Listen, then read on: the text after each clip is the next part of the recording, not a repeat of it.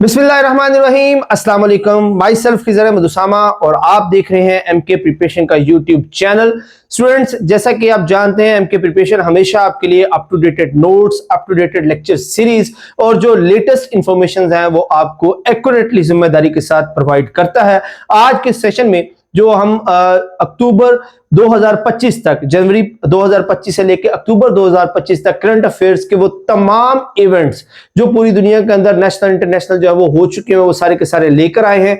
ये आज का जो लेक्चर है वो जितनी भी जॉब्स हैं जो वन पेपर से रिलेटेड है, वो पीएमएस की हैं, वो सीएसएस की हैं, वो स्कूल एजुकेशन की हैं, वो किसी भी डिपार्टमेंट की जो वन पेपर की सीट्स हैं, वो ग्रेड 16 की या किसी भी स्केल की वन पेपर की जो सीट्स हैं, उन सब के लिए जो करंट अफेयर का पोर्शन है वो सारे का सारा जो 2025 का अब तक का हो चुका वो सारा इस लेक्चर में जो है वो इंशाल्लाह कवर होगा। इसके अंदर हमने वो तमाम इंपॉर्टेंट इंफॉर्मेशन, तमाम जो इंपॉर्टेंट इवेंट्स हैं, नेशनल हैं, हमारे एशिया से रिलेटेड हैं, पूरी दुनिया से रिलेटेड हैं, जो किसी भी तरह से दुनिया पर अपनी एक छाप रखते हैं, अपना एक इमेज रखते हैं, वो सारे के सारे इवेंट्स, वो तमाम इंफॉर्मेशन आज के इस लेक्चर के अंदर, आज के इस वीडियो के अंदर मौजूद है। सो एंड तक इस वीडियो को जरूर देखिएगा। इंशाल्लाह ये जो वीडियो है वो आपको आपकी जॉब की प्रिपरेशन के लिए, आपके वन पेपर की तैयारी के लिए जो करंट अफेयर वाला पोर्शन है उसको 100% जो वो सेटिस्फाइड कराएगा, जो उसको प्रिपरेशन जो है आपकी उसको 100% जो वो सपोर्ट करेगा।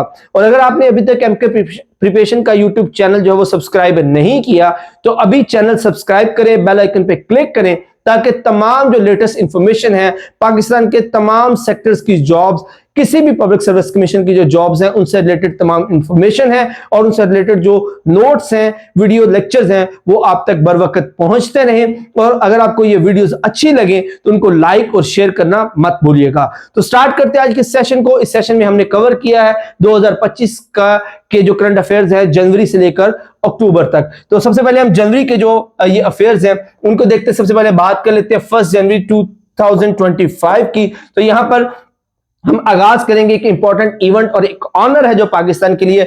जनवरी 2024 में जो यूएन जनरल असेंबली के जो इलेक्शंस होते हैं उनमें ये डिसाइड किया जाता है नॉन परमानेंट मेंबर्स के बारे में कि नेक्स्ट 2 इयर्स के लिए कौन से नॉन परमानेंट मेंबर्स होंगे। तो मैं आपको रिमाइंड करवाता चलूं, जो यूएन की जनरल असेंबली है, सिक्योरिटी काउंसिल की, यूएन सिक्योरिटी काउंसिल है, उसके जो टोटल 15 मेंबर्स होते हैं जिनमें 5 मेंबर्स जो है वो परमानेंट हैं और बाकी जो रिमेनिंग 10 मेंबर्स हैं वो नॉन परमानेंट हैं जिनको 2 साल के लिए सिलेक्ट किया जाता है। और जून 2024 में जो पाकिस्तान है वो सिलेक्ट हुआ था 2025 और 26 के लिए। तो 1 जनवरी 2025 से पाकिस्तान की वो जो टर्म है यूएन सिक्योरिटी काउंसिल की वो स्टार्ट हो जाती है। 2025-26 के लिए पाकिस्तान एक नॉन परमानेंट मेंबर जो यूएन सिक्योरिटी काउंसिल का बन गया और ये 8वीं दफा है जो पाकिस्तान सर्व कर रहा है यूएन सिक्योरिटी काउंसिल को as a non permanent member. और पाकिस्तान की तरफ से जो रिप्रेजेंटेटिव हैं वो आसम इफ्तिखार अहमद साहब हैं जो पाकिस्तान को रिप्रेजेंट करते हैं यूएन सिक्योरिटी काउंसिल में। ओके जी, नेक्स्ट मूव करें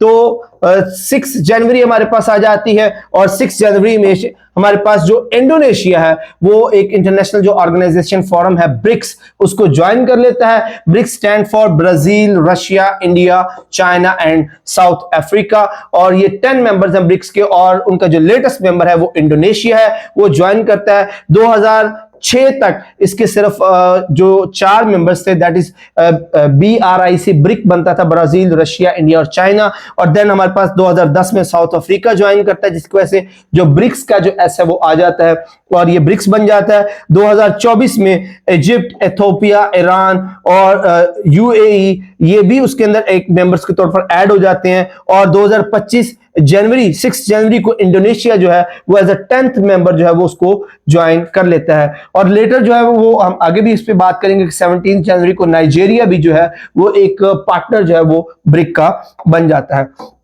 नेक्स्ट मूव करते हैं, डेट आ जाती है हमारे पास 20 जनवरी और 20 जनवरी को स्टूडेंट्स जो अमेरिका के प्रेसिडेंशियल इलेक्शंस होते हैं उसके जो भी नए प्रेसिडेंट सिलेक्ट होते हैं वो हमेशा 20 जनवरी को जो अपनी ओथ है वो टेक करते हैं, अपने ऑफिस को ऑक्यूपाई करते हैं।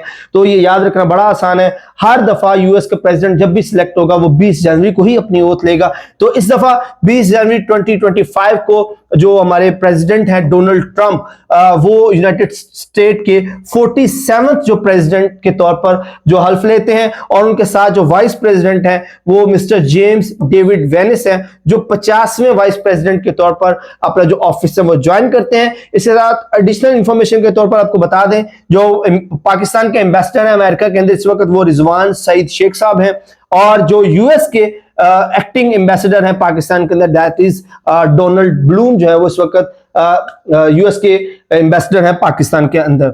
ओके जी, फर्दर मूव करें, हमारे पास डेट आ जाती है 12 to 26 January, a proud movement for the Pakistan, जिसके अंदर जो ऑस्ट्रेलिया के अंदर 113वें ऑस्ट्रेलिया जूनियर ओपन 25 के जो इवेंट्स हैं उसके अंदर जो पाकिस्तान के जूनियर स्क्वाश टीम के मेंबर्स हैं वो 4 गोल्ड मेडल्स और 1 सिल्वर मेडल जो है वो विन करते हैं। 4 गोल्ड मेडल्स और 1 सिल्वर मेडल। और उन कैटेगरीज में अजान अली खान जो है वो उन्होंने बॉयज अंडर 17 का टाइटल जीता है। महवश अली जो है वो गर्ल्स अंडर 17 का टाइटल विन करती हैं। इससे महानूर अली जो है वो गर्ल्स का अंडर 13 का टाइटल विन करती हैं।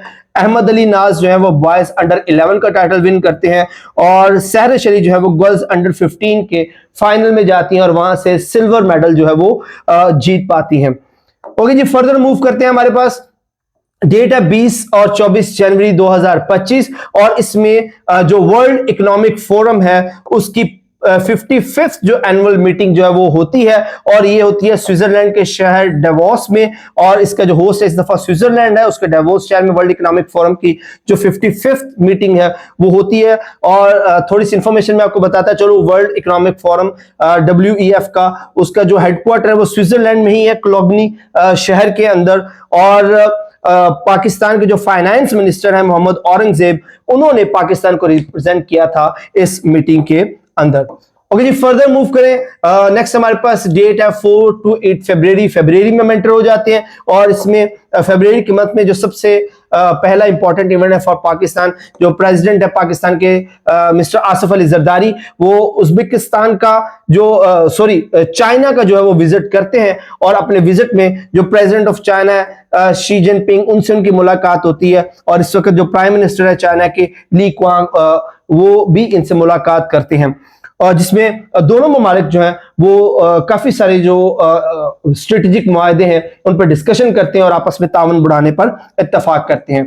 ओके, फर्दर हमारे पास डेट आ जाती है 11 से 13 फरवरी, और इसमें जो government summit, world government summit 2025 होता है, 12वां समिट है। और इस बार ये हुआ है UAE दुबई के अंदर। और इनकी जो थीम थी वो इस बार थी शेपिंग फ्यूचर गवर्नमेंट्स। और ये जो वर्ल्ड गवर्नमेंट समिट है ये फर्स्ट टाइम दुबई के अंदर ही हुआ था। 2013 के अंदर इसकी पहली मीटिंग हुई थी। और इसका मकसद भी यही था कि जो फ्यूचर गवर्नमेंट्स हैं उनको किस तरह से एस्टेब्लिश किया जाएगा, किस तरह टेक्नोलॉजी और इन्वेंशन के अंदर जो है वो एक दूसरे को सपोर्ट करेंगे और लीड करेंगे। उसका जो 12वां इजलास था, 12वीं जो मीटिंग थी वो होती है दुबई के अंदर 11 से 13 जनवरी के दौरान, फरवरी के दौरान, सॉरी। ओके जी, नेक्स्ट फर्दर मूव करते हैं। डेट हमारे पास 25 और 26 फरवरी। पाकिस्तान के जो प्राइम मिनिस्टर है शहबाज शरीफ वो विजिट करते हैं उज्बेकिस्तान को।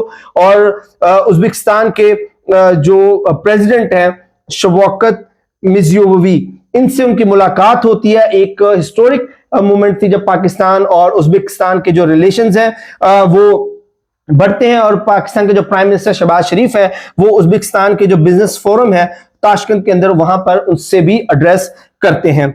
ओके जी, फर्दर मूव करते हैं। हमारे पास 6 से 22 फरवरी 2026 ये एक फ्यूचर इवेंट है ओलंपिक्स का, जो हर 4 साल बाद होता है, विंटर ओलंपिक्स का। और इस बार 2026 के जो विंटर ओलंपिक्स है इसके जो होस्ट होंगे वो इटली होंगे। इटली के अंदर 2026 की विंटर ओलंपिक्स होंगी। जो इससे पीछे वाली 2022 की जो ओलंपिक्स थी वो चाइना बीजिंग में हुई थी। और ये हर 4 साल बाद एक इंपॉर्टेंट और बहुत बड़ा स्पोर्ट्स का इवेंट है। ओके जी, फर्दर अब हम आ जाते हैं फरवरी से शिफ्ट कर रहे हैं मार्च के अंदर। तो इन मंथ्स में हमारे पास आईसीसी की जो T20 वर्ल्ड कप है 10th एडिशन उसका होता है। और इसके जो होस्ट है वो इंडिया और श्रीलंका है, कंबाइन तौर पर इसको होस्ट करते हैं। इसके कुछ मैचेस जो है वो इंडिया में हुए, कुछ श्रीलंका में हुए। और इसके जो 2024 के जो चैंपियन है वो इंडिया है, 2024 के जो रनर अप है वो साउथ अफ्रीका है, और 2024 के जो होस्ट है वो वेस्ट इंडीज और यूएसए थे, और जो 26 में जो आईसीसी का T20 वर्ल्ड कप होने जा रहा है मेंस का, फरवरी मार्च के दरमियान के मैचेस होंगे, उसके जो होस्ट होंगे वो इंडिया और श्रीलंका होंगे। ओके जी, फर्दर मूव करते हैं, मार्च 25 में आ जाते हैं। तो मार्च 25 में अंदर जो मार्क जोसेफ कार्ने हैं, ये कनाडा के 24th प्राइम मिनिस्टर के तौर पर इलेक्ट होते हैं, लिबरल पार्टी से इनका ताल्लुक है, और ये कनाडा के 24वें प्राइम मिनिस्टर के तौर पर जो है वो ओथ लेते हैं, अपने ऑफिस को ऑक्यूपाई करते हैं। इससे पहले जो प्राइम मिनिस्टर थे वो जस्टिन ट्रूडो थे, जिन्होंने 2015 से लेकर 2025 तक सर्व किया था, 10 साल उन्होंने सर्व किया, और उनके रेजिग्नेशन के बाद जो नए इलेक्शंस हुए उसके अंदर मार्क जोसेफ कार्ने जो थे वो 24वें प्राइम मिनिस्टर के तौर पर जो वो कामयाब हुए हैं, और मार्च के अंदर उन्होंने अपना जो ऑफिस है उसको ऑक्यूपाई किया और ओथ लिए। उसके बाद 11 मार्च 2025 पाकिस्तान के लिए एक थोड़ा सा सख्त और बुरी खबर लेके आता है, जिसमें जो जाफर एक्सप्रेस है वो बुलान के इलाके के अंदर हाईजैक कर ली जाती है 11 मार्च को, और एक कलादम तंजीम जो टेररिस्ट तंजीम है BLA बलूच लिबरेशन आर्मी जो है वो इस अटैक की, इस हाईजैकिंग की जिम्मेदारी लेती है, जिसके नतीजे में पाकिस्तान आर्मी ऑपरेशन करती है, जिसके नतीजे में 64 जो हलाकतें होती हैं, जिसमें 33 जो सभी के सभी 33 जो मिलिटेंट्स जो दहशतगर्द थे वो मारे जाते हैं, और बाद में जो BLA है वो इसकी जिम्मेदारी भी लेती है, और समहाउ जो हमारे पड़ोसी कंट्रीज हैं वहां से भी इनका ताना बाना मिलता है। ओके, फर्दर मूव करते हैं। 9 मार्च 2025 को चैंपियन ट्रॉफी का फाइनल होता है, और इसको इंडिया जो है वो विन कर जाता है, और जो रनर अप है वो न्यूजीलैंड है, और ये दुबई के अंदर ये इवेंट हुआ था, और इस टाइटल को इंडिया जो है वो अपने नाम करता है। नेक्स्ट 13 मार्च को आर्मेनिया और अजरबैजान की पीस ट्रीटी होती है। आर्मेनिया और अजरबैजान में तकरीबन 40 सालों से एक कन्फ्लिक्ट जो है वो चल रहा था। उनके जो बॉर्डर एरिया है, जो बॉर्डर एरिया के कुछ इलाके हैं जिन पे आर्मेनिया और अजरबैजान जो है वो दोनों उन इलाकों को क्लेम करते हैं, और उसमें जो प्रेसिडेंट ट्रंप है, यूएस प्रेसिडेंट ट्रंप है, वो अपना रोल प्ले करते हैं, और एक अच्छे मॉडल के प्रपोज करने के साथ ही ये जो कन्फ्लिक्ट है किसी हद तक रिजॉल्व होता है। उसमें ट्रिप नाम का जो कॉरिडोर है वो इंट्रोड्यूस करवाया जाता है, जिसको Trump route for international peace and prosperity कहते हैं, जो अजरबैजान और आर्मेनिया के इन इलाकों में से गुजरता हुआ। अजरबैजान के 2 इलाके हैं, अजीर और जो उसके ये कारबाका का जो इलाका है, इनको आपस में मिलाता है, क्योंकि आर्मेनिया जो है वो इन बिटवीन है अजरबैजान के कुछ इलाकों में। तो ये जो प्रोस्पेक्टिव कॉरिडोर है, इस कॉरिडोर के प्रपोज होने के साथ ही ये जो 40 साल कन्फ्लिक्ट है ये खत्म हो जाता है, और ये जो कॉरिडोर है ये कनेक्ट करता है मेनलैंड ऑफ अजरबैजान, ये अजरबैजान की मेनलैंड है, इसको कनेक्ट करता है। इसके कुछ इलाके जो है नानकचेमन, और ये तकरीबन 42 किलोमीटर लंबा है ये कॉरिडोर, और आर्मेनिया में से गुजरकर उसके जो अजीर वाले दूसरे इलाके अजरबैजान उनके साथ कनेक्ट होता है, और इसको जेंगजूर कॉरिडोर भी कहते हैं। ओके जी, फर्दर मूव करते हैं। हमारे पास नेक्स्ट डेट है 1 अप्रैल 2025 की। तो 1 अप्रैल 2025 में जो पाकिस्तान के रिप्रेजेंटेटिव हैं यूनाइटेड नेशन के, उनको जो है वो तैनात किया जाता आसिम इफ्तिखार अहमद को, और इससे जो पहले थे मिस्टर मुनीर अकरम साहब थे, उनकी जगह पर रिप्लेस करके मिस्टर आसिम इफ्तिखार अहमद, जो काफी खबरों की जीनत में रहे, जब रिसेंट यूएन की सिक्योरिटी काउंसिल के अंदर उन्होंने इसराइल के जो क्राइम्स थे, जो गाजा के अंदर उन्होंने जुल्म ढा रहे हैं, उनके खिलाफ उन्होंने आवाज उठाई और बड़ी जबरदस्त स्पीच जो है वो की, और उसकी वजह से वो काफी ज्यादा खबरों की जीनत बने। नेक्स्ट हमारे पास 2 अप्रैल 2025 आता है, और प्रेसिडेंट डोनाल्ड ट्रंप जो है वो रेसिप्रोकल टैरिफ जो है वो अनाउंस करते हैं डिफरेंट नेशंस के ऊपर। डिफरेंट जो टैरिफ्स हैं वो इम्पोज करते हैं जो अमेरिका के इंटरेस्ट में हो, जो अमेरिका के एलाइज थे उन पे उन्होंने टैरिफ जो है वो काफी हद तक कम रखा। जैसे कि पाकिस्तान में आफ्टर निगोशिएशन जो है वो 19% इस वक्त टैरिफ है। इंडिया के ऊपर जो वो 50% टैरिफ था, जो मजीद बढ़ाने की धमकी दी गई है, क्योंकि इंडिया जो है वो रशिया से ऑयल परचेज कर रहा है, और यूएस ये चाहता है कि इंडिया जो वो रशिया से ऑयल परचेज ना करे, और अगर उन्होंने ऑयल परचेज बंद ना किया तो अमेरिका ने, डोनाल्ड ट्रंप ने यह धमकी दिया कि ये टैरिफ 100% तक जा सकता है। इसी तरह चाइना पर उन्होंने 130% जो है वो चार्ज जो इम्पोज किया टैरिफ, और उसके रिस्पांस में चाइना ने 125% टैरिफ जो है वो यूएस इंपोर्ट्स पर लगा दिया है। ओके जी, फर्दर मूव करते हैं। नेक्स्ट 11 अप्रैल 2025 का ये दिन, और इसको as a international labour day जो है वो सेलिब्रेट किया जाता है। 11 अप्रैल 1919 को जो इंटरनेशनल लेबर ऑर्गेनाइजेशन थी, इसको बनाया गया, और ये इंटरनेशनल लेबर ऑर्गेनाइजेशन जो है ये यूएन की ही एक आप कहने के उसका एक साइड इदारा है, और इसका जो हेडक्वार्टर है वो जिनीवा स्विट्जरलैंड के अंदर है, और इसको 1969 में इसकी वर्किंग और इसके जो काम के अतराफ में नोबेल पीस प्राइज भी दिया गया था। ओके जी, नेक्स्ट 22 अप्रैल एक और अफसोसनाक दिन, 22 अप्रैल 2025 को इंडिया का इलाका है पहलगाम, उसके अंदर एक फॉल्स फ्लैग ड्रामा किया जाता है। उसके अंदर एक बड़ा अफसोसनाक वाकया होता है। कुछ टेररिस्ट जो हैं वो एक टूरिस्ट पॉइंट जो पहलगाम है वहां पर कुछ टूरिस्ट पर अटैक करते हैं, और काफी सारे टूरिस्ट जो हैं उनको वहां पर किल किया जाता है, अनअलाइव कर दिया जाता है, और इंडिया जो है उसका टोटल ब्लेम जो है without any investigation very next moment वो उसका टोटल ब्लेम पाकिस्तान में डाल देता है, और एज ए रिजल्ट सबसे पहले जो सिंतास ट्रीटी है पाकिस्तान और इंडिया के दरमियान उसको टर्मिनेट कर दिया जाता है। उसके बाद जितने पाकिस्तानी थे इंडिया के अंदर उनके वीजाज को कैंसिल कर दिया जाता है। वाघा अटारी चेक पोस्ट जो उसको क्लोज कर दिया जाता है। इंडिया की जो एयर स्पेस है पाकिस्तान के लिए बंद कर दी जाती है, और तमाम पाकिस्तानी जितने भी इंडिया के अंदर मौजूद है उन सबको ऑर्डर दिया जाता है कि वो विदिन 24 आवर इंडिया को छोड़ दें। तो इसके बाद एक काफी तनाव का माहौल बन गया पाकिस्तान और इंडिया के दरमियान, काफी खिंचाव बन गया, जो बॉर्डर के ऊपर थी वो कशीदगी बढ़ गई, एक टेंशन का माहौल जो है वो क्रिएट हो गया। ओके जी, उसके बाद 7 मई 2025 को इंडिया जो है वो अपना शेमफुल जो ऑपरेशन सिंदूर है वो लॉन्च कर देता है पहलगाम इंसिडेंट के बहाना बनाकर के। पहलगाम इंसिडेंट जो मैंने जैसे कि पहले बताया कि विदाउट एनी इन्वेस्टिगेशन उसका सारे का सारा इल्जाम थोप दिया जाता है पाकिस्तान के ऊपर, और ये क्लेम किया जाता है इंडिया की तरफ से कि ये सारा जो मामला है वो पाकिस्तान की तरफ से करवाया गया।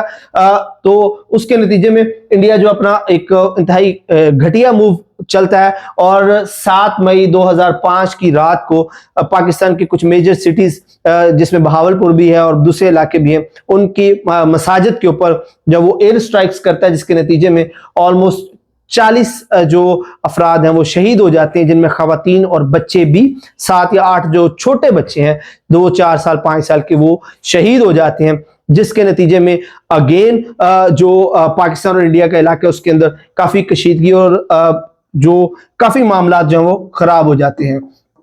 उसके बाद 8 मई को एक और इंपॉर्टेंट इवेंट होता है जो 267th pope Francis of Vatican का इंतखाब किया जाता है। जो इससे पहले वाले पोप थे उनके मरने के बाद जो नए पोप है 267वें ये पोप फ्रांसिस ऑफ वेटिकन है, और इनका जो रियल नाम है वो रॉबर्ट फ्रांसिस प्रीवोस्ट है, और ये जो 133 कार्डिनल्स हैं उनके इलेक्टोरल्स वोट हासिल करते हैं। कार्डिनल जो है वो पोप से सेकंड ओहदा होता है जो कंट्री लेवल पर डिफरेंट कंट्रीज में जो कार्डिनल्स है वो काम करें, और वो 133 कार्डिनल वोट से उनको हासिल करते हैं और अपने लिए पोप लियो द 14th का जो टाइटल है वो चूज करते हैं।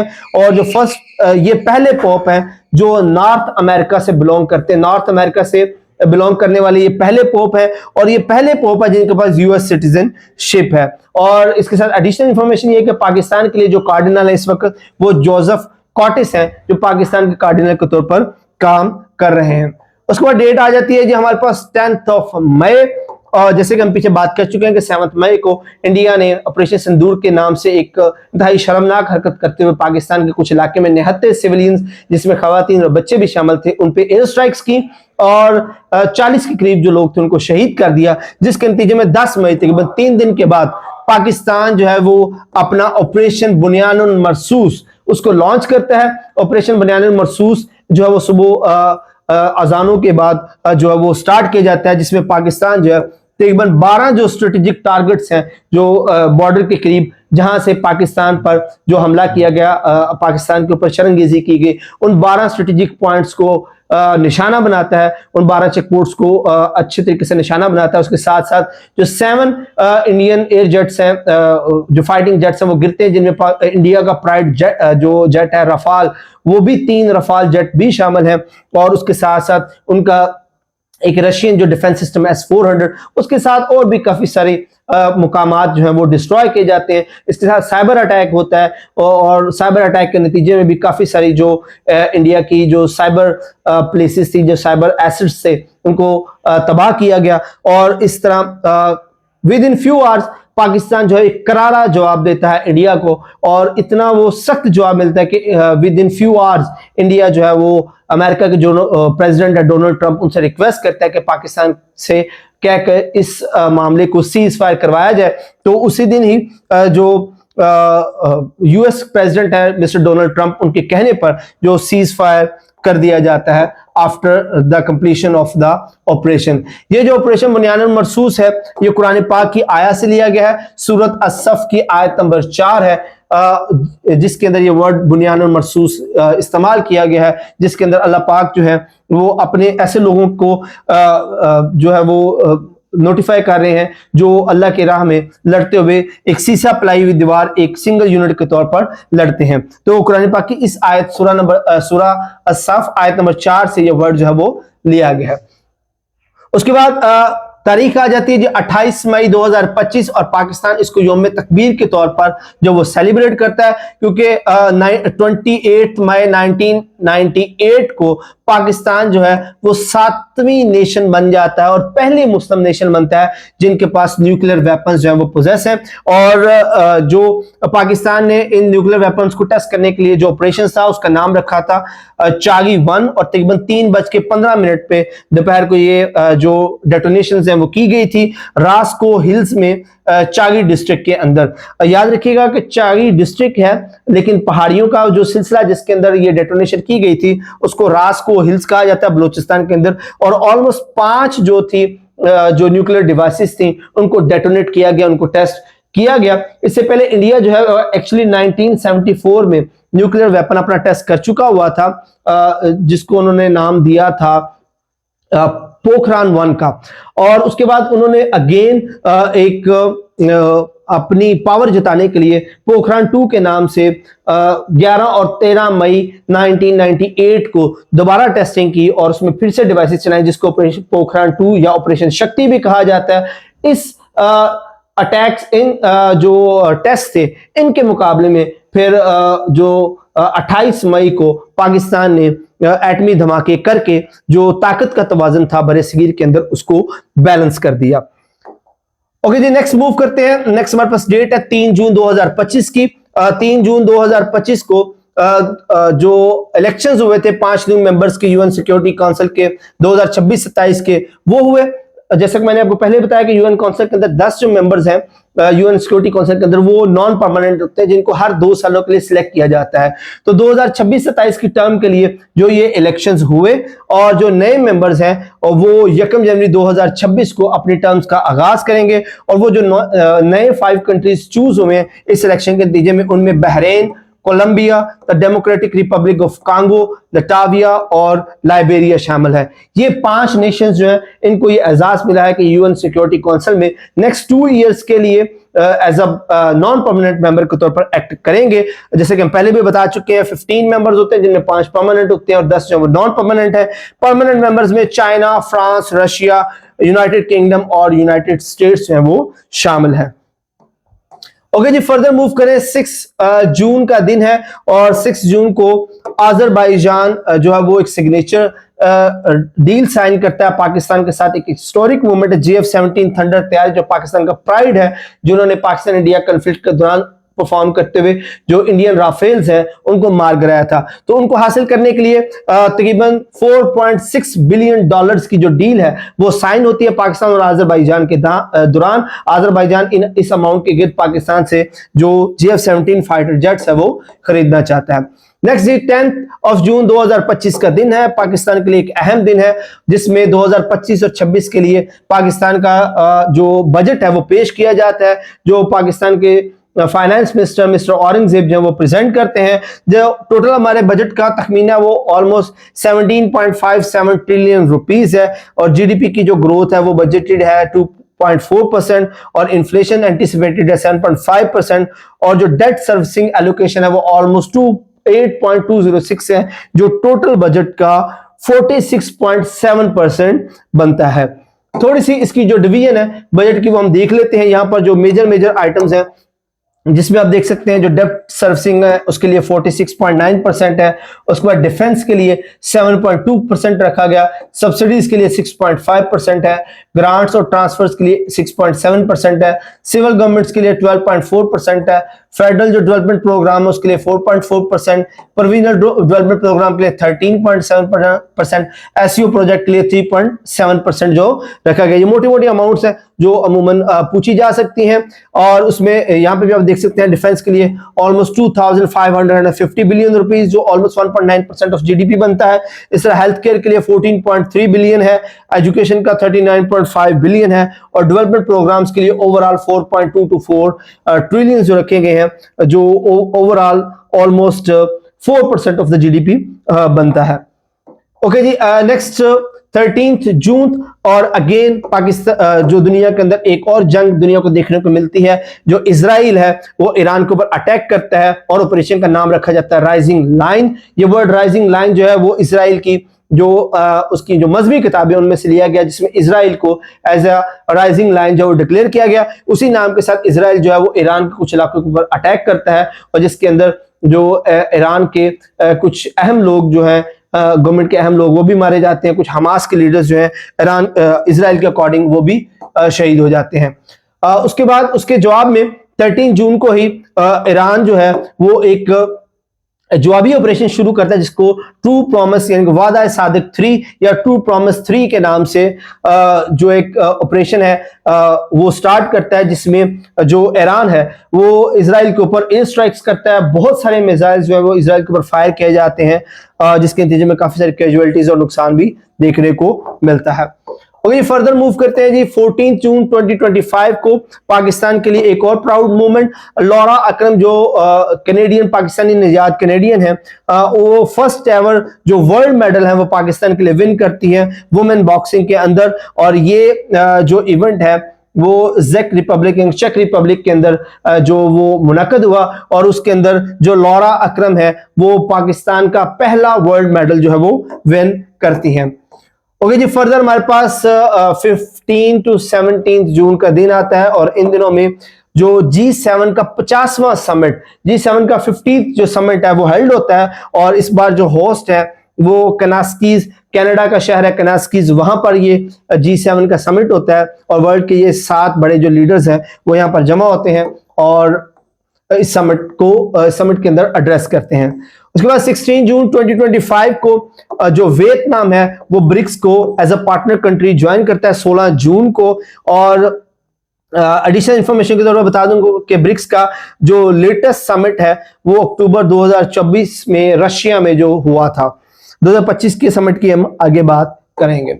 ओके जी, उसके बाद 24 और 25 जून है, और नेटो का जो समिट है 2025 का वो होता है इस बार ह्यूगो नीदरलैंड्स के अंदर, और ये पहली दफा है कि नीटो का ये जो समिट है वो नीदरलैंड्स के अंदर हुआ है। नीदरलैंड्स को पहली दफा जो नीटो के समिट की मेजबानी का मौका मिलता है, और ये समिट हुआ 24 से 25 जून के दौरान। उसके बाद 3 जुलाई जो अफगानिस्तान के लिए एक हिस्टोरिक मोमेंट है, जब रशिया जो है वो पहला कंट्री बनता है जो अफगानिस्तान के जो तालिबान गवर्नमेंट है उनको रिकॉग्नाइज करते हैं, उनको अप्रूव करते हैं और उनसे मुलाकात भी करते हैं। ओके जी, नेक्स्ट है हमारे पास 3 से 4 जुलाई। 3 और 4 जुलाई इन 2 तारीखों में जो इकोनॉमिक कोऑपरेशन ऑर्गेनाइजेशन ECO का 17th समिट होता है ECO का, जो और इस बार जो होस्ट है वो खान कैंडी अजरबैजान के अंदर ये ECO का समिट होता है। और इस समिट की जो थीम थी वो थी new ECO vision for sustainable and climate resilient future and also aim to enhance regional cooperation on sustainable growth. और इसके साथ साथ जो इंपॉर्टेंट डेज है कि अजरबैजान ये पूरा वीक जो है जुलाई 1 से जुलाई 4 तक एज ए ईसीओ वीक जो है वो अजरबैजान के डिफरेंट सिटीज के अंदर जो है इसको मनाया जाता है। ओके जी, नेक्स्ट 6 से 7 जुलाई 2025 ब्रिक्स का 17वां 17th जो समिट है वो होता है और इस बार ये रियो डी जेनेरो, ब्राजील का शहर है रियो डी जेनेरो, उसके अंदर होता है। और इस बार इसकी जो थीम थी ब्रिक्स की, that is strengthening global south corporation for more inclusive and sustainable governance. और ब्रिक्स के जो ऑल 10 मेंबर्स हैं वो इसमें शामिल होते हैं और रियो डी जेनेरो में ये 17th जो मीटिंग है वो हेल्ड होती है। और ब्रिक्स में एडिशनल इंफॉर्मेशन के तौर पर बता दूं, एक ऐसा फोरम है जो इमर्जिंग जो इकोनॉमीज हैं उनके जो लीडर्स को आपस में मिलाता है, उनकी कोऑपरेशन को एनहांस करता है। ओके जी, फर्दर 18 जुलाई 2025 पाकिस्तान के प्राउड जो एक क्लाइंबर है इफ्तिखार हुसैन सतपारा, वो एक ट्रेजिक इंसिडेंट में ग्लेशियर के स्लाइडिंग की वजह से K2 के ऊपर इंतकाल कर जाते हैं। और इसके साथ एडिशनल इंफॉर्मेशन के तौर पर मोहम्मद अली सतपारा एक फेमस क्लाइंबर है पाकिस्तान के, वो 18 फरवरी 2021 को ही K2 पर उनका भी इंतकाल हुआ था, जिनकी बॉडी काफी अरसा बाद मिली थी।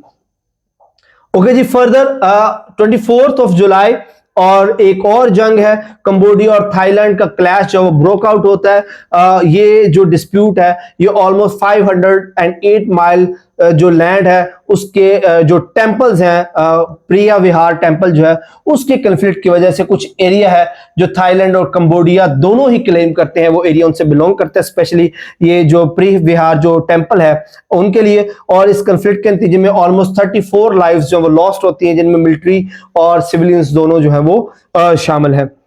उसके बाद फर्दर 28 जुलाई 2025 है और एक और ट्रेजिक इंसिडेंट है। लॉरा डेलहैमर जो कि जर्मन ओलंपिक चैंपियन भी हैं और एक्सपीरियंस माउंटेनियर भी हैं, और एक रॉक फॉलिंग इंसिडेंट में उनकी मौत हो जाती है। ये एक लैला पीक है कुराकरम माउंटेन रेंज के अंदर पाकिस्तान के अंदर। उस लैला पीक को क्लाइम करते हुए एक पत्थर के गिरने की वजह से, एक बड़े स्टोन के गिरने की वजह से, रॉक गिरने की वजह से अपनी जान से हाथ धो बैठती हैं 28 जुलाई 2025 को। नेक्स्ट 2 से 3 अगस्त एक जो प्रेसिडेंट ऑफ ईरान है मिस्टर मसूद पजिश्कियान, वो पाकिस्तान का विजिट करते हैं। उनके साथ foreign minister of Iran Abbas Araghchi भी मौजूद होते हैं और काफी सारे डेवलपमेंट और ट्रेड इकोनॉमिक कोऑपरेशन पर ये एग्री करते हैं और MOU साइन करते हैं। और जो पाकिस्तान और ईरान का बॉर्डर जो पहले बॉर्डर ऑफ पीस कहलाता था उसका नाम अब बदल कर बॉर्डर ऑफ प्रॉस्पेरिटी कर दिया गया है। ये दोनों भाई अब एक दूसरे की प्रॉस्पेरिटी के लिए काम करेंगे। नेक्स्ट 5 अगस्त 2025 पाकिस्तान के लिए अगेन प्राउड मोमेंट। पाकिस्तान के जो नेवल चीफ है एडमिरल नवीद अशरफ, वो अपने तुर्की के एक विजिट के दौरान टर्की जो है वो उनको अपना हाईएस्ट आर्म्ड फोर्सेस का जो हाईएस्ट मिलिट्री अवार्ड है Legion of Merit of the Turkish armed forces, उससे उनको नवाजा जाता है। ये अवार्ड रिकॉग्नाइज करता है उनकी कंट्रीब्यूशन को towards the strengthening defence and maritime cooperation between the two countries. उसके एजाज में इनको टर्किश मिलिट्री का सबसे highest award Legion of Merit of the Turkish armed forces जो है वो दिया जाता है। नेक्स्ट 15 अगस्त 2025 एक बहुत ही हिस्टोरिक मीटिंग होती है between US president and Russian president. US president mister Donald Trump जो है वो जो रशियन प्रेसिडेंट है मिस्टर व्लादिमीर पुतिन उनसे मिलते हैं और इसको नाम दिया जाता है रशिया यूनाइटेड स्टेट समिट 2025 और इसको अलास्का 25 के नाम पर भी जाना जाता है और ट्रंप पुतिन समिट 2025 के नाम से भी जाना जाता है। इतनी इंपॉर्टेंट मीटिंग थी कि इस मीटिंग को एक समिट का जो है वो नाम दिया गया और इस मीटिंग का वेन्यू जो था वो नॉर्थ अमेरिका का शहर अलास्का था, जिसके अंदर एजेंडा यह था कि यूक्रेन के अंदर जो रशिया और यूक्रेन की वॉर जारी है उसको किस तरह रोका जाए, पीस में कन्वर्ट किया जाए, उसको डिस्कस किया गया। उसके बाद 16 से 20 अगस्त के दौरान पाकिस्तान के पंजाब की CM पंजाब मिस मरियम नवाज जो है वो विजिट करती है जापान का। 5 दिन का ये ऑफिशियल विजिट था और ये first ever Pakistani chief minister हैं जिन्होंने जापान का ऑफिशियल विजिट किया। वहां पर ये द वर्ल्ड एक्सपो जो ओसाका में भी उसमें शिरकत करती हैं और स्ट्रेटेजिक मीटिंग्स भी करती हैं टोक्यो के अंदर। ओके जी, उसके बाद 28 अगस्त 2025 जो यमन के हौसियों के जो रहनुमा है, जो प्राइम मिनिस्टर भी हैं यमन के, अहमद अल राहवी, वो एक अपने अपार्टमेंट में इजरायली स्ट्राइक्स की वजह से, इजरायली एयर स्ट्राइक की वजह से अपने एसोसिएट के साथ एक अपार्टमेंट में मारे जाते हैं। और इस वक्त जो हौसियों के जो नए लीडर हैं वो अब्दुल मलिक अल हौसी हैं। ओके जी, नेक्स्ट 31 अगस्त 2025, 31 अगस्त 2025 को शंघाई कॉरपोरेशन ऑर्गेनाइजेशन, शंघाई तावन तंजीम यानी कि एससीओ का समिट होता है। एक फेमस समिट है जिसके अंदर जो है वो काफी सारी इंपॉर्टेंट डेवलपमेंट्स हुई हैं, और ये इस बार तियानजिन चाइना में हुआ 30 अगस्त और 1 सितंबर के लिए। और इसकी जो थीम थी वो थी promoting the Shanghai spirit and solidarity for common development. एक बड़ी इंपॉर्टेंट इवेंट रहा। इसके अंदर जो है वो काफी सारी डिस्कशंस हुई। चाइना ने अमेरिका के खिलाफ खुल के बात की, और उसके साथ उन्होंने ये सजेशन दिया कि बाइपोलर जो है वो डेवलपमेंट, बाइपोलर ब्लॉक जो वो होना चाहिए, डेवलपमेंट होनी चाहिए। इस हवाले से ये जो समिट था एससीओ का बहुत इंपॉर्टेंट रहा, जिसके बाद चाइना की जो नेशनल परेड थी उसके अंदर जो इसके शुरका थे उनको ले जाया गया। इसमें चाइना ने अपनी ताकत का मुजाहरा भी किया, और एक स्पेशल एससीओ प्लस मीटिंग भी हुई जिसको चाइना के जो प्रेसिडेंट है शी जिनपिंग, उन्होंने उसको चेयर किया था। और उसके साथ साथ जो नए पार्टनर्स हैं एससीओ के उनको शामिल किया गया, उनको वेलकम किया गया, जिनमें कंबोडिया है, आजरबाईजान, नेपाल और आर्मेनिया है, जिनको वेलकम किया गया एज ए नए पार्टनर। और अब तक टोटल एससीओ के 17 पार्टनर जो है वो एससीओ के हो चुके हुए हैं। और इस जो समिट है इसको तियानजिन डिक्लेरेशन का भी नाम दिया जाता है ड्यू टू इट्स इंपॉर्टेंस, और स्पेसिफिकली दिस समिट की इंपॉर्टेंस। और जो नेक्स्ट जो एससीओ का समिट है वो 2026 में होगा बिश्केक, किर्गिस्तान का जो इलाका बिश्केक है उसके अंदर होगा। ओके जी, नेक्स्ट 2 सितंबर 2025 और रशिया और चाइना के गैस पाइपलाइन के एक जो मंसूबा है, एग्रीमेंट होता है। इससे पहले भी रशिया और चाइना के अंदर पावर ऑफ सर्बिया 1 के नाम से, जो ब्लू कलर की आपको लाइन नजर आ रही है, एक गैस पाइपलाइन बिछाई जा चुकी है। अब सेकंड जो इसका फेज है पावर ऑफ सर्बिया 2, जिसमें यमाल पेंसिल्वेनिया के जो आर्कटिक के इलाके हैं वहां से जो गैस पाइपलाइंस बिछाई जाएंगी और टिल शंघाई तक, जो कि दरमियान में मंगोलिया से गुजरते हुए शंघाई तक जाएंगे। और इसको उन्होंने नाम दिया गया पावर ऑफ सर्बिया 2 का। एक इंपॉर्टेंट एग्रीमेंट है जो चाइना और रशिया में फाइनली कंक्लूड होता है 2 सितंबर 2025 को। उसके बाद 9 से 8 सितंबर 2025 में जो एशिया कप का 17वां एडिशन जो है वो यूएई में होता है। 9 सितंबर को स्टार्ट होता है, 28 सितंबर को उसका फाइनल होता है, जिसको इंडिया जो है वो वॉन करता है। रनर अप पाकिस्तान है। काफी फेमस रहा due to the controversy between Pakistan and India. Indian team ने स्पोर्ट्समैनशिप की जो धज्जियां उड़ा दी। उन्होंने उनके कैप्टन ने पाकिस्तानी कैप्टन के साथ हैंडशेक से इनकार किया। इस तरह in the last final movement में इंडिया चूंकि विन कर चुका था, और चूंकि पाकिस्तान जो है वो एशिया काउंसिल का सरबराह भी है क्रिकेट काउंसिल का, तो उस जो मोहसिन नकवी जो पीसीबी के भी चेयरमैन है, एशियन क्रिकेट काउंसिल के भी चेयरमैन है, तो उनसे उन्होंने ट्रॉफी लेने से भी इनकार कर दिया। इस वजह से, इन कंट्रोवर्सीज की वजह से जो एशिया कप है वो काफी फेमस रहा। उसके बाद 9 से 29 सितंबर 2025 में जो यूनाइटेड नेशंस की जनरल असेंबली है उसका जो 80वां सेशन, 80th जो सेशन है वो कंडक्ट हुआ। और ये इसराइल और पैलेस्टाइन कॉन्फ्लिक्ट की वजह से काफी फेमस रहा, क्योंकि दुनिया के ऑलमोस्ट 50 to 80 जो नेशंस हैं उन्होंने गजा के ऊपर जो इसराइल के मजालिम जारी है उसके खिलाफ, जब इसराइल के जो प्रेसिडेंट हैं, प्राइम मिनिस्टर हैं, उन्होंने जब तकरीर करने के लिए आए तो उन्होंने वॉकआउट किया। असेंबली तकरीबन खाली होगी, जो कि एक स्ट्रॉन्ग मैसेज था फॉर द इजराइल जो वो मजालिम गाजा के अंदर कर रहे हैं।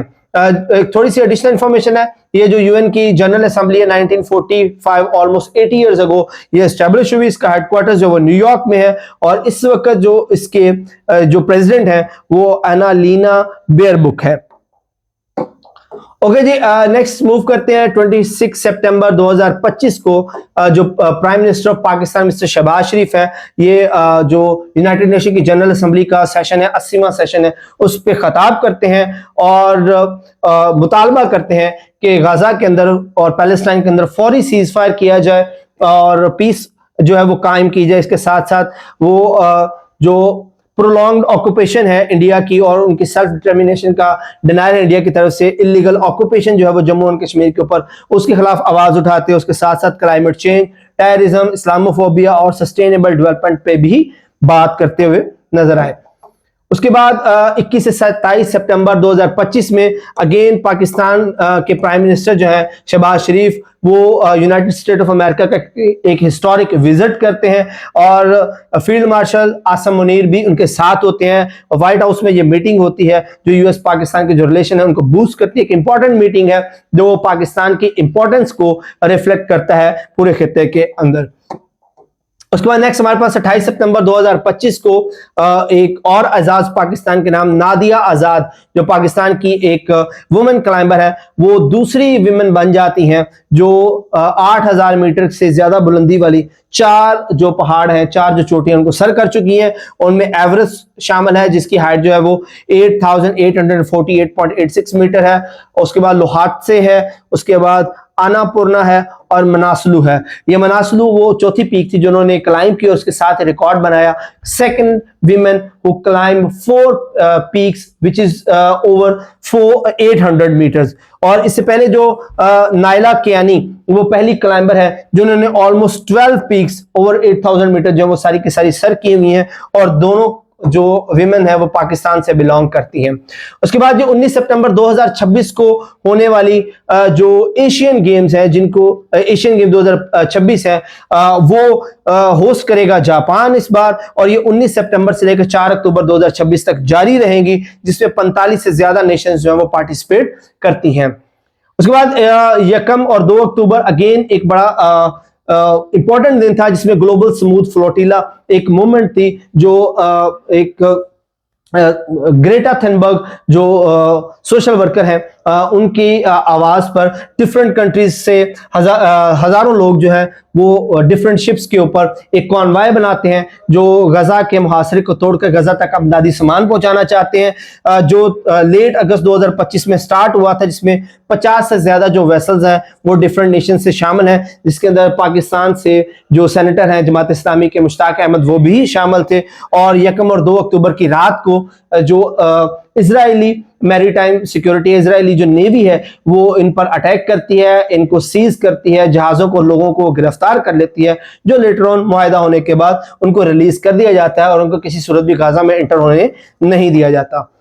उसके बाद नेक्स्ट 3 से 13 अक्टूबर एक proud movement again Pakistan army जो वो पार्टिसिपेट करती है, जो एक्सरसाइजेज हैं जिसको कैम्बेरियन पेट्रोल 2025 कहा जाता है, जो कि इस बार वेल्स यूके में हुई। उसमें पाकिस्तान आर्मी के एक दस्ता कैप्टन मोहम्मद साद की क़यादत में शामिल होता है और तकरीबन 137 जो टीम्स हैं जो 36 डिफरेंट ममालिक से वहां पर आती हैं उनको आउट परफॉर्म करती हैं और पाकिस्तान के लिए एक गोल्ड मेडल जो है वो विन करती हैं। उसके बाद 5 से 7 अक्टूबर में जो prime minister of Pakistan mister Shahbaz Sharif visit करते हैं मलेशिया का, और मलेशियन प्रेसिडेंट जो अनवर इब्राहिम है वो उन्होंने इनवाइट किया था, उसके इनवाइट पर प्राइम मिनिस्टर शहबाज शरीफ जो है वो मलेशिया का विजिट करते हैं। इस विजिट के दौरान उनको डॉक्टर ऑफ फिलॉसफी की एक ऑनररी डिग्री दी जाती है इन लीडरशिप एंड गवर्नेंस, और यूनिवर्सिटी है जी international Islamic university of Malaysia, ये इनको अजाजी गवर्नरशिप दी जाती है। एक स्पेशल प्राइवेट सेरेमनी का इनकाद किया जाता है जिसमें ये डिग्री जो है वो उनको अवार्ड की जाती है। उसके बाद 9 अक्टूबर 2026 पाकिस्तान और अफगानिस्तान के दरमियान ड्यूरेंट लाइन के ऊपर एक कन्फ्लिक्ट जो है वो इरप्ट होता है, जिसके अंदर पाकिस्तान तहरीक तालिबान के जो लीडर हैं नूर वली मसूद, जो कि इंटरनेशनली टेररिस्ट डिक्लेयर्ड है, उनको पाकिस्तान जो है वो काबुल के अंदर एयर स्ट्राइक के जरिए हलाक करता है, जिसके नतीजे में जो अफगान गवर्नमेंट है वो रिटेलिएट करते हुए पाकिस्तान के ऊपर हमला करती है डिफरेंट चेक पोस्टों पर, जिसके नतीजे में पाकिस्तान अगेंस्ट एक बहुत बड़ा जो ऑपरेशन है वो लॉन्च करती है, जिसके नतीजे में 19 अक्टूबर को तकरीबन 10 दिन ये ऑपरेशन जारी रहता है, जिसके दौरान पाकिस्तान अफगानिस्तान में मौजूद डिफरेंट जो दहशतगर्दों की पनाहगाहें हैं उनको तबाह करता है और काफी सारे दहशतगर्द जो है वो मारे जाते हैं। और 19 अक्टूबर को जो अफगानिस्तान की रिक्वेस्ट पर सीज फायर हो जाता है और दोनों ममालिक के दरमियान दहशतगर्दी के खिलाफ एक कंबाइंड एफर्ट पर ये एग्री होते हैं और उसके बाद ये जो सीज फायर हो जाता है। इसके नतीजे में जो शमशाद टीवी एक इंटरनेशनल नेशनल टीवी है अफगानिस्तान का, उसको बैन कर दिया जाता है। तालिबान उस पर इल्जाम लगाते हैं कि वो तालिबान की पोजीशन को वाज़ेह नहीं कर रहा, और इसके साथ साथ अफगानिस्तान जो है, जो एक ट्रायंगुलर क्रिकेट सीरीज होने वाली थी पाकिस्तान, श्रीलंका और अफगानिस्तान के दरमियान, उससे विड्रॉ कर लेता है, जिसके नतीजे में ब्राजील जो है वो उस ट्रायंगुलर सीरीज में इंटरवीन करता है। ओके जी, 10 अक्टूबर 2026 जो नोबेल पीस प्राइज है वो अनाउंस किया जाता है। नोबेल पीस प्राइज इस दफा मारिया कोरिना मकाडो ऑफ वेनेजुएला, उनको ये अवार्ड किया जाता है, और उनकी जो एफर्ट्स है वेनेजुएला के अंदर जो डिक्टेटरशिप है उससे जो ट्रांसफर हो रहा है गवर्नमेंट का टूवर्ड्स द जमहूरियत की तरफ, और उसके लिए जो उन्होंने स्ट्रगल किया है, एक peaceful transition from dictatorship to democracy, उसके एजाज में जो नोबेल पीस प्राइज है 2026 का, वो उनका अनाउंस कर दिया जाता है। एज वी ऑल नो कि 10 दिसंबर 2025 को जो नोबेल प्राइज की जो सेरेमनी है वो होगी, जिसमें ये प्राइज जो है वो उनको प्रेजेंट किया जाएगा। उसके बाद 13 अक्टूबर 2026 को केपीके के नए chief minister mister Suhail Afridi का इंतखाब किया जाता है, जो 90 वोट जो है वो रिसीव करते हैं केपीके से, और नए जो है वो चीफ मिनिस्टर के तौर पर इलेक्ट होते हैं। इससे पहले अली अमीन खान गंडापुर जो चीफ मिनिस्टर थे केपीके के, जिनके रेजिग्नेशन के बाद जो सुहेल अफरीदी साहब हैं, ये नए प्राइम मिनिस्टर चीफ मिनिस्टर बनते हैं केपीके के। और जो गवर्नर है इस वक्त फैसल करीम कुंडी साहब, उन्होंने अली अमीन गंडापुर साहब का रेजिग्नेशन एक्सेप्ट करने से इनकार कर दिया, जिसकी वजह से थोड़ा सा कंफ्लिक्ट और जो पॉलिटिकल थोड़ा सा अनसर्टेनिटी जो है वो प्रोड्यूस हो जाती है। 13 अक्टूबर का दिन आता है 2026 13 अक्टूबर 2026 सॉरी 2025 13 अक्टूबर 2025 को गजा पीस समिट, एक हिस्टोरिक पीस समिट है जो जिसको शर्मल शेख समिट भी कहा जाता है। इजिप्ट के इलाका शर्मल शेख, वहां पर ये गजा पीस समिट होता है, जिसमें जो दोनों पार्टीज हैं गजा के अंदर, इजराइल और हमास, उनके दरमियान एक मुआहदा तय पाता है, जिसमें जो प्रिजनर्स हैं और जो अगवा मुगवी हैं उनकी रिहाई के लिए एक मुआहदा होता है। दोनों तरफ से जो मुगवी हैं उनको रिहा किया जाना, और सीज फायर के ऊपर दोनों इत्तेफाक करते हैं। और 2023 से जारी जो जंग है गजा के ऊपर, जिसने लाखों इंसानों की जिंदगियां जो थी वो निगल ली, उस पे फाइनली जो है वो ब्रेक लगती है। 16 अक्टूबर 2026 पाकिस्तान की रिनाउंड एक्ट्रेस हानिया आमर को पाकिस्तान की तरफ से UN women national goodwill ambassador, खैर सगाली का जो सफीर है, खवातीन की खैर सगाली के सफीर पाकिस्तान की तरफ से नामजद किया जाता है। इससे पहले जो थी गुडविल एम्बेसडर वो मुनीबा मजारी साहबा थी, जिनके बाद अब जो हानिया आमर साहबा हैं उनको ये एजाज मिला है। 17 अक्टूबर 2026 एक शैलो अर्थक्वेक आता है पाकिस्तान में, जिसका मैग्नीट्यूड 5.5 है, जिसका जो सेंटर था, उसका जो एपी सेंटर था वो बटग्राम केपीके के करीब था, जिसके नतीजे में कोई जानी नुकसान तो नहीं हुआ, पर कुछ कुछ जगहों पर थोड़ा बहुत माली नुकसान होने की इत्तला है।